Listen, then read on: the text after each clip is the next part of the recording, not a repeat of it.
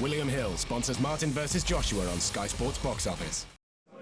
Radio Raheem here with the most recognizable voice in boxing, none other than Michael Buffer. Once again, on this side of the pond, you're here for Anthony Joshua facing Charles Martin for the IBF Heavyweight Championship. And there's quite a few fights coming up, and even one that shares this night. So we're going to take a little bit of your time and run through these fights and your expertise. Obviously, we're going to start with Charles Martin versus Anthony Joshua. I'm curious to know what you think of this matchup and what kind of chance Martin is taking. Really both fighters are taking a chance. You have a fighter who's the challenger, 15-0, 15 KOs, moving up to fight a world champion. Charles Martin, Prince Charles Martin, it's a great title to come here and fight with that name. He is really showing what he's made of to make his first title defense here 6,000 miles from home. I think he lives in Carson, California, St. Louis native. And, it shows that he has confidence, he has courage, and he's a big guy. I mean, I just saw him for the first time here at this press conference. And 6'6", 6'5", 245. Big puncher, 21 KOs in his 23 wins. He hasn't lost a fight yet, one draw. I think all we need is a referee that knows how to count to 10. Now, you've seen quite a few matchups in your day.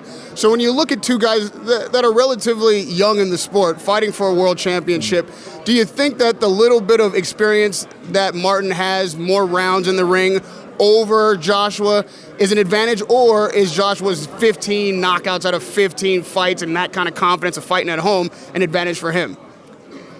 Fighting at home, great power. He's obviously a focused fighter, never out of shape. Those are all the things he brings, and the other guy has the big knockout record to show for himself too. His last 13 fights have all stopped inside the distance for Martin. Once again, we don't think this fight's going to go the distance. Do you? Not at all. Not at all. All right, so let me ask you this. I know you're not going to give me a direct prediction, but I'll put it to you this way. If the fight stops under 5 rounds, who do you have winning? Come on. Come on, Raheem. You know better than that. I got an over-under. We've been doing this for a while. You always try to do this. Now, that's not going to happen. All right, well. The only thing, and I've said this to you before, the only thing I will predict is pain. Pain. All right, no matter what round, we're going to definitely get some pain. Clubber Lang from Rocky 3 or 4, whatever it was. Pain. All right, so some analysts think that under 5 rounds, whatever the odds are, that maybe Martin can surprise him early. If it goes long, then Joshua's probably going to go ahead and get that victory between 7 and 12. That's why I asked that question. All those analysts, they never took a punch. So We just have to let these guys do what they got to do. Well, someone who's definitely taken a punch is Manny Pacquiao, and he's fighting on the same night. He's fighting Timothy Bradley in Las Vegas. What do you think of that matchup, and does Timothy have a shot at winning the rubber match?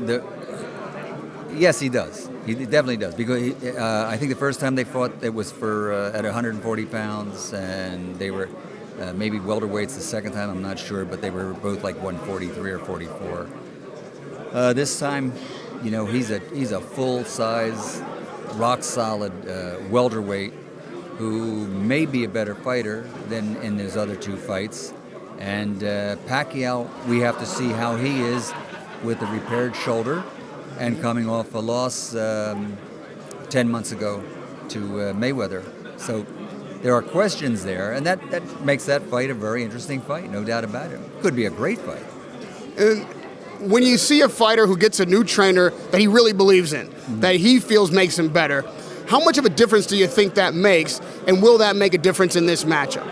Yeah, he seems to have a great rapport with Teddy Atlas, and I can't really comment on whether it'll make a difference or not, but I think, and all reports show that he's in great shape, and that rapport that he has means a lot on fight night. And of course, Manny Pacquiao has the Hall of Fame trainer with Freddie Roach. So we've got 2 great fighters and 2 great trainers going head-to-head. You really think this will be Pacquiao's last fight? No. No, I hope so. I hope not either, because I want to see the last one, and I'm going to be here on that night. Okay. One more. Canelo Alvarez facing Amir Khan, this British hometown fighter, going to America, trying to make a huge, huge statement.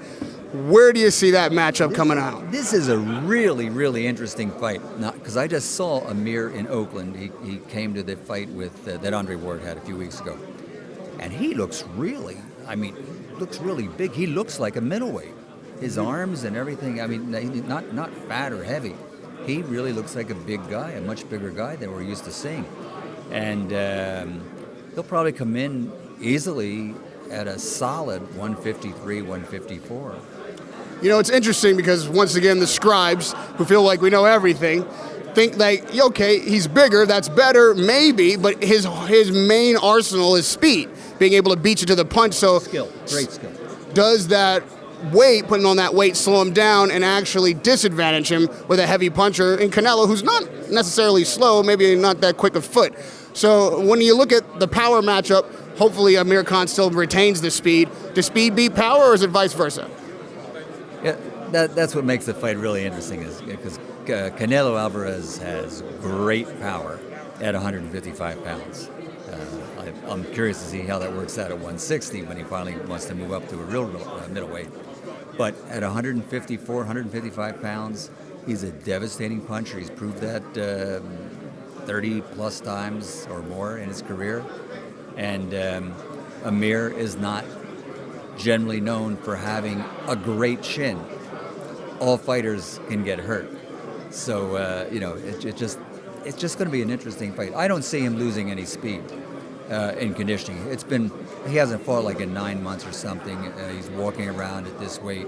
He trains all the time. He's a good athlete. I don't think he loses any speed. He may gain in power, though.